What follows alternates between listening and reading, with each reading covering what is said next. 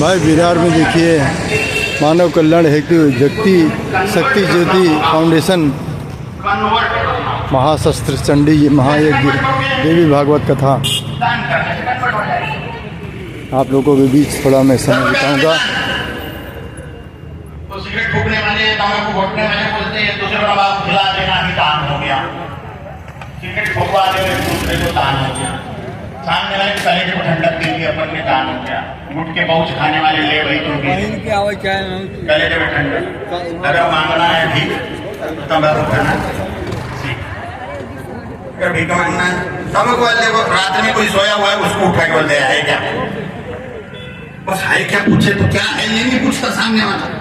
तो बराबर इतनी उनमें एकोबा है बिल्कुल ऐसी बिरादरी है उनकी। 2 बजे भी उठाए भैया है क्या तो फट्टा से पुड़ी निकाल के चुना उना लेके हाँ भाई ले बड़ा पुण्य कार्य लगता उनको। इतना भाईचारा की बातें और बाप कहा रास्ते से जाओ किसी को भी आपने ऐसा हाथ कर दिया बराबर कि वो तंबाकू खाने वाला है उसको समझ में आएगा कि तंबाकू खाने वाला है भैया देव इसको अपने को भी नहीं लेंगे फिर कहीं भी। अगर मांगना है भीख तो तंबाकू खाना सीख। और बड़े बेशर्मी से मांगते हैं एक दूसरे को। अब इसमें भी क्या शर्म है तंबाकू मांगना कौन सी शर्म की बात है ऐसा लगता है उनका। कोई अगर वो गोलगप्पे खा रहा है या आलू वड़ा खा रहा है तो अपने को उसको बोलने में शर्म आती है अपने को भी खिला। तंबाकू वाले को शर्म नहीं आती। बड़े परमार्थ से वो देते हैं एक दूसरे को गाली। अगर करेंसी आपको ट्रांसफर करनी है यहाँ की प्रॉपर्टी अब समझो अपनी उम्र हो चुकी है 80-90 साल अपन कब टपकेंगे पता नहीं। बाल बच्चों के लिए छोड़ के गए तो अपने परमार्थ के लिए अपने परलोक सुधारने के लिए कुछ दान धर्म करेंगे नहीं करेंगे कोई गारंटी नहीं है।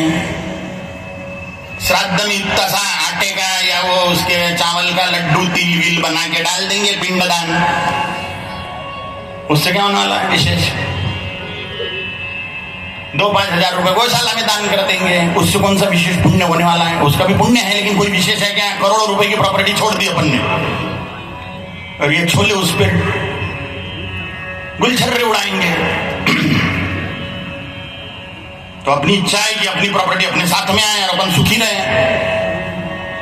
तो परलोक कैसे लेके जाएं और आने वाले जन्म में भी उसका फायदा कैसे प्राप्त हो तो उसको धर्म कार्य में दान कर दो। गाय की सेवा में, गुरु की सेवा में, देव सेवा में, कुलदेवी की सेवा में, दुखियों की सेवा में, राष्ट्र के उत्थान में, हिंदुत्व के उत्थान में, धर्म संस्कृति के संरक्षण के लिए दान कर दो।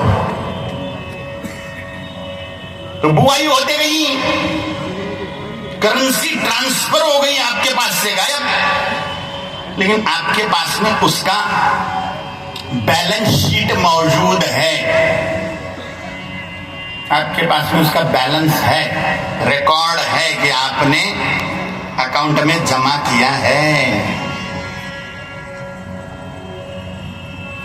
और भवानी सरकार के पास में बड़ा नियम है वहां पे घपला नहीं होता। वो वाली बैंक डूबती नहीं दिवालिया नहीं होती वो बैंक। अब जिस बैंक में आपने भर दिया पैसा और वो दिवाली हो गई तो चिल्ला भी मराठीत म्हणतात बॉम्बला क्या करता डूब गई बैंक। लेकिन भवानी सरकार की बैंक डूबने वाली नहीं है।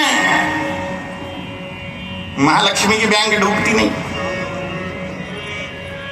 उस बैंक में आपने दान का पुण्य भर दिया करेंसी ट्रांसफर हो गई पुण्य के रूप में। अब वो करेंसी आपको परलोक में भी काम आएगी और फिर जन्म होगा तब भी काम आएगी। कोई बच्चे किसी दरिद्र घर में पैदा हो गए लेकिन बच्चा पैदा होते ही उसके बाप का बड़ा कल्याण होने लग गया, धंधा चलने लग गया, तरक्की होने लग गई तो लोग बोलते हैं कि ये बच्चे के पायगुण बहुत अच्छे हैं। मराठीत म्हणतात पायगुण। ये बच्चे का भाग्य बहुत अच्छा है। अद्भुत भाग्य लेके पैदा हुआ है बच्चा। भाग्य क्या है? पिछले जन्म में हमने जो कर्म करके रखे वही भाग्य है। पिछले जन्म में हमने जो कर्म करके रखे वही भाग्य है, वही भुगतने के लिए प्राप्त हो रहा है। हमें जो अभी भोगने के लिए मिल रहा है वो पिछले जन्म के हमारे कर्म ही हैं। हम अपने स्वयं के भाग्य के निर्माता स्वयं ही हैं, कोई दूसरा हमारा भाग्य नहीं बना रहा है। तो हम अभी जो कर्म कर रहे हैं वही भाग्य के रूप में परिवर्तित हो गया, करेंसी ट्रांसफर हो गई। जो हमने धन खर्च कर दिया धर्म कार्य में, वो महालक्ष्मी के एक बैंक में जमा हो गया। महालक्ष्मी का सिद्धांत क्या है? अगर आप 1 रुपया आपके पास का अपने भोग के लिए खर्च करते हो, माने घर बना लिया, कार ले लिए, खाना खा रहे, स्वादिष्ट कपड़े पहन रहे हैं, तो आपको 1 रुपया और मिलेगा, देवी और देगी।